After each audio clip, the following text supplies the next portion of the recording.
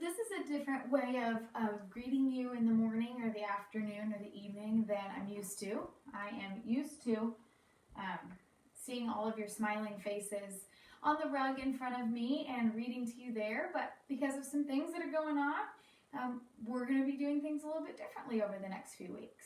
I have my trusty helper here, Addie.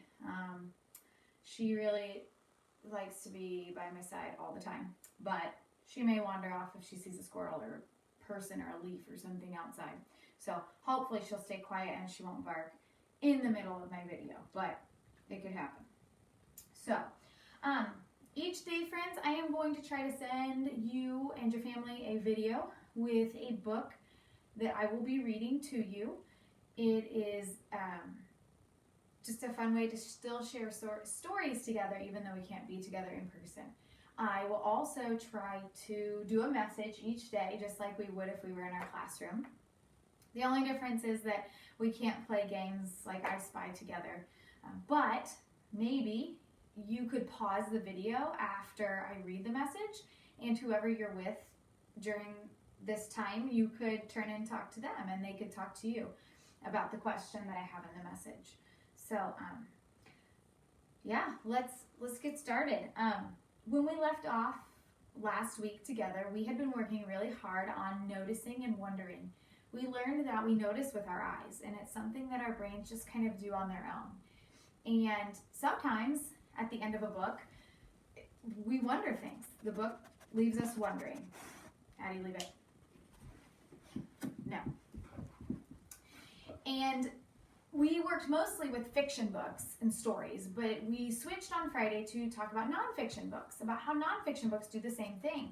We also learned that nonfiction books have a purpose for being written, and their purpose is to teach us and to grow our brains.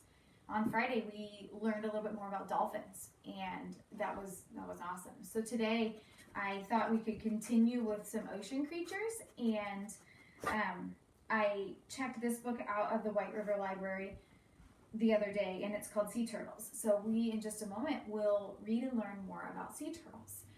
But first, I would love to share the message with you.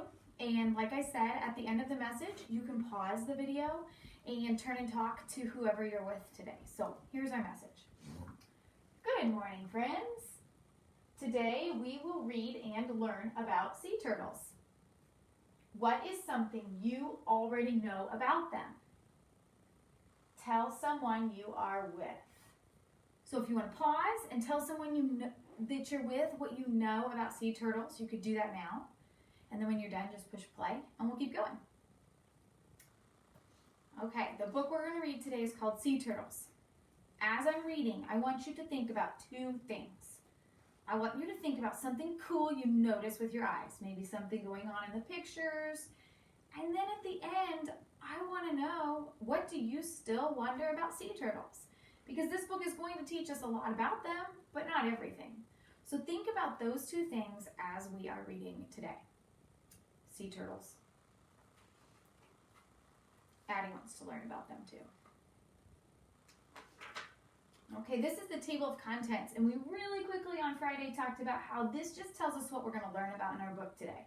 So today we will learn about a long journey, a hard task, means like a hard job they have to do, and bodies that are built for the sea.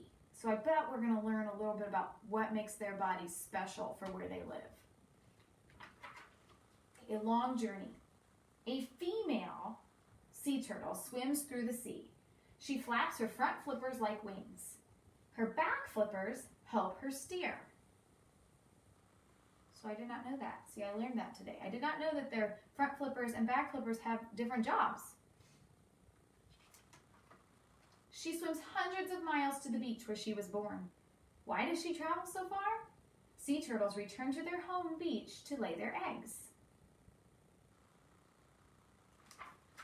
A hard task, another word for job.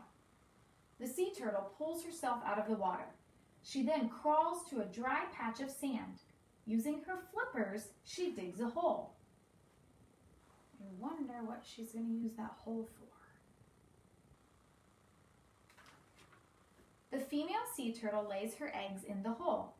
Then she covers the eggs with sand. She's hiding them from predators that want to eat the eggs. So she's putting them into that hole so that things, birds, seabirds, and other animals that would like to eat those eggs can't see them or find them. I think that's very smart. After a few weeks, baby turtles hatch or break out of the eggs. They dig their way out of the sand. Aw, so tiny. Bodies built for the sea. No, wait a minute. Skip the page. Sorry about that.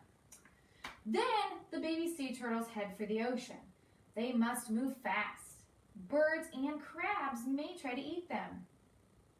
So what I think is so interesting and kind of scary is that these little babies have to hatch and go to the ocean all by themselves. Their mom and their dad are not there to help them. After mom laid the eggs, she went back to the ocean. So now on their own, they have to find their way without getting eaten by a predator. I bet that's kind of a scary journey. Bodies built for the sea. A baby turtle looks just like an adult turtle. A shell protects most of its body, and scales cover the shells of most sea turtles. Nostrils, or holes for breathing, are at the top of the turtle's head. The turtle does not have to lift its whole head out of the water to breathe. So that's pretty interesting, I think. Their nostrils, like our nostrils are in the middle of our face, theirs are on top of their heads. Can you imagine what we would look like if that's where our noses were? But it makes it cool, so if they come up to surface to breathe, they don't have to stick their whole head out. They can just go across the surface. Different kinds of sea turtles eat different kinds of foods. The leatherback sea turtle eats jellyfish. The loggerhead turtle has a sharp beak that helps it eat crabs and lobsters. Ooh, I think I'd rather eat crabs and lobsters. Raise your hand if you'd rather eat jellyfish. Raise your hand if you'd rather eat crabs and lobsters. No thank you to jellyfish. And that's the end of our book.